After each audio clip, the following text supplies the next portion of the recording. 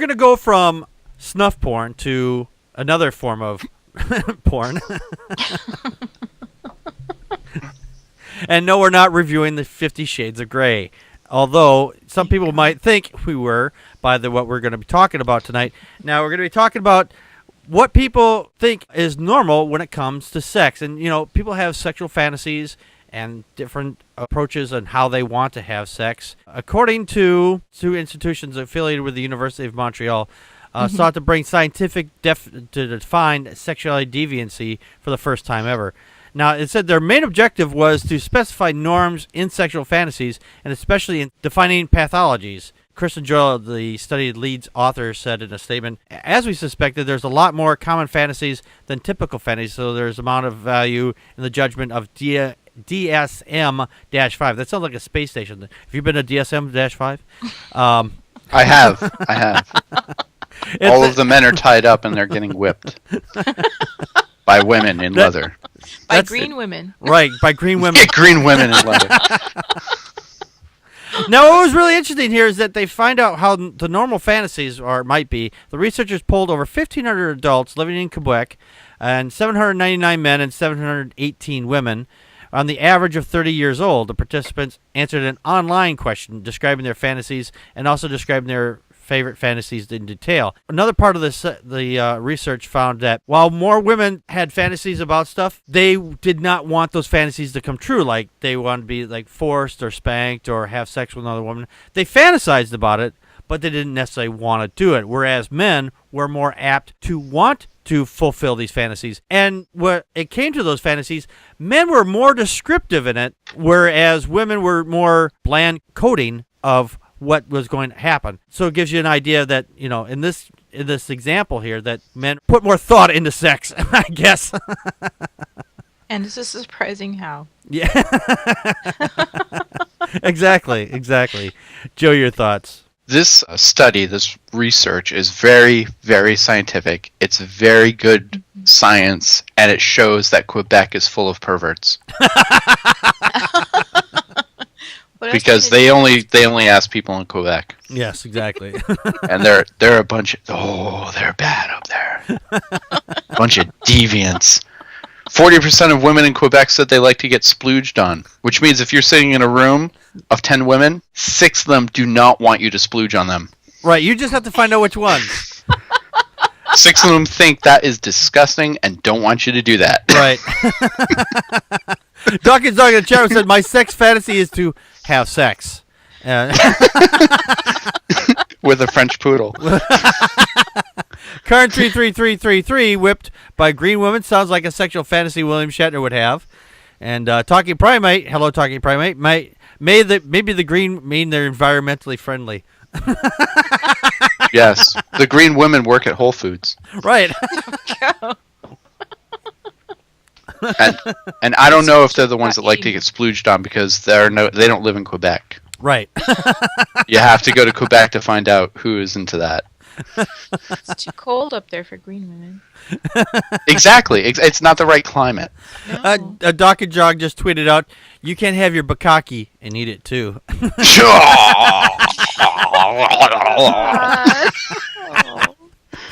And you know how to pronounce it. Thank you.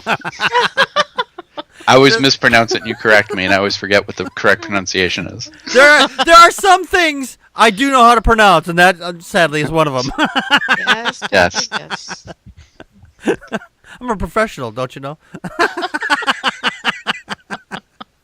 My daughter's sitting there going, no. Connie said, is it a big surprise? And what I think this study, even though it's very limited, it's only like a little over 1,000 people responded, and they all live in Quebec. Yeah. I think what this study shows, what it does show, is that what is considered traditionally to be a deviant desire or fetish or whatever is actually a little bit more common. I mean, people have a lot more sexual knowledge now. Mm-hmm. They are exposed to more things. Seeing somebody dressed in leather with a whip is like, it's like maybe a generation or two ago, it'd be like, oh my goodness, what are they up to? But now it's like, oh yeah, Well, we laugh at it now. Yeah, exactly. It's like, okay. Exactly, yeah. No, I'm laughing about men thinking about sex. That was men think about sex. We do, huh? I wonder. Well, yeah. Connie, did you have any other thoughts on that? Well, this is really important because I think DSM-5 is the manual used by psychiatrists or psychologists. I think so too, yeah. It might be. Yeah, and so we're just trying to say, okay, well, what is atypical and what is typical? Atypical being, something that's not normal. Mm-hmm. What is normal when it comes to sexual fantasy? And honestly, I am not surprised that women are less descriptive and less specific about them, and that the fact that they wouldn't want to try them because, well, we're pretty repressed still. Granted, I mean, younger women probably are not, but I know I'm still of that generation that liberation was first happening. The second wave of liberation was happening, and so, yeah, you're not supposed to talk about that. You're not supposed to have those feelings, or if you have them, you're supposed to just shove them down and not think about them. Right. And yeah, the normal fact for men and women is get on top, get it over with quick, and be out of there. And that's all you're there for. Don't enjoy it. Well, and what they are fighting specifically here is that what has driven what we consider normal in sex is the judgmentalism of social mores and religious expressions. Right. It's what's driven what we consider normal. And so it's asking the question. I would think that in another 10, 20 years, they do another study, they'll find that their results are much more eye-opening, much more relaxed, yeah, and more towards the center. I don't think that we should be afraid. I don't think that people should be harmed. I don't think that sex should be hurtful to anybody. But right. At the same unless time, unless you're into that, Well, I'm not trying to put a limit on things, but Right. I just don't think it should be hurtful to people. But yeah, so this is really exciting, Joe. I agree with you because it's questions we need to be asking. Yes, it is. They are questions And we it need is to be a asking. scientific study, so that's really great that they're doing this. Yeah, the problem And is we should limit air travel to Quebec also. The problem is that religion has suppressed so much of our sexuality because there's like, oh, God wants you to go out and procreate, but make sure you only do it in these conditions. And then you make sure you're only doing it just for procreation. I'm like, why? Sex is so much fun. Why don't people enjoy it more? They're so afraid of it. My daughters just recently said to me, just yesterday, sorry, but it just last thing and I'll be done, but she actually was giving a talk to one of her daughters, and she said, most of the sex you're going to have in your lifetime is going to be with yourself. Yes. And honestly, that's what most of this is talking about fantasy life. It may or may not even be something that people want to do in real life. It's just talking about what happens in your head. Did she preface that with spoiler alert? Talking Primate tweeted out Rosie O'Donnell exit the Eden Road BDSM fantasies. Make sure if you want to tweet the show, you're using the hashtag PPAP, by the way. Oh, you're probably right, Joe. I'm not specifying who. It's just like, I applaud my daughter. I actually, and again, I don't think I hope it won't affect her or anything, but I applaud her for saying that because I'm like, no, that's huge. And I realize that, I'm sorry, I think guys, the idea of self-love, of masturbation is something that's, very common. It's even a joke, but for women, it's kind of secretive. It's kind of like, really? Yeah. It's not talked about. So there's two things in life that people will always lie about. Do you pick your nose and do you masturbate? And everybody will always say no, and every time they're lying. But it is something that is another way of fulfilling that for ourselves. And so without, anyway, and see, I'm already uncomfortable talking about it, so I'm so progressive. And Packard, there's an old saying, you can pick your friends, you can pick your nose, but you can't masturbate your friend without his consent.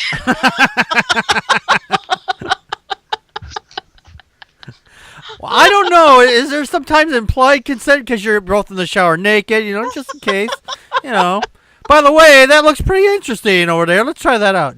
Yeah, that's how a lot of porn movies start, With the nose? I'm here to fix the cable. I'm here to fix... Pizza guy! You can only imagine what happens next. What? He fixes the cable? Dawkins in the chat room says, if you can masturbate while picking your nose, take photos. Dawkins, there's a website for that. I'm sending you a private message right now with the URL. I think Card hit it better. He says, if you can pick your nose with your penis, you know. We've all tried but couldn't make it.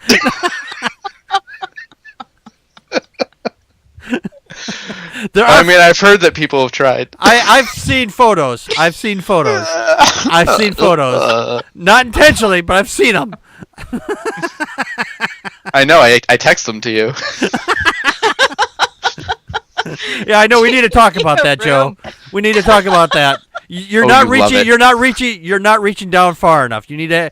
No, there's There's also those stories where people they claim like some musician apparently wanted to do this, so he had a rib or two removed from his lower rib cage so he could do that. I mean, who would go to that far? I've never heard that ever. Yes, my daughter just told me it was a thing about Marilyn Manson apparently. So I don't know if it's true or not. I'm just saying that I've heard that rumor over the years, and I never bought it. But if that's true, I'm impressed. Yeah. Now, Dawkins Dog said he heard it was Prince, so I don't know. Prince? I believe Prince did it more than Marilyn Manson. Marilyn Manson would be like, no, I'd rather paint pictures of Rose McGowan, thank you. But Prince would be like, hell yeah!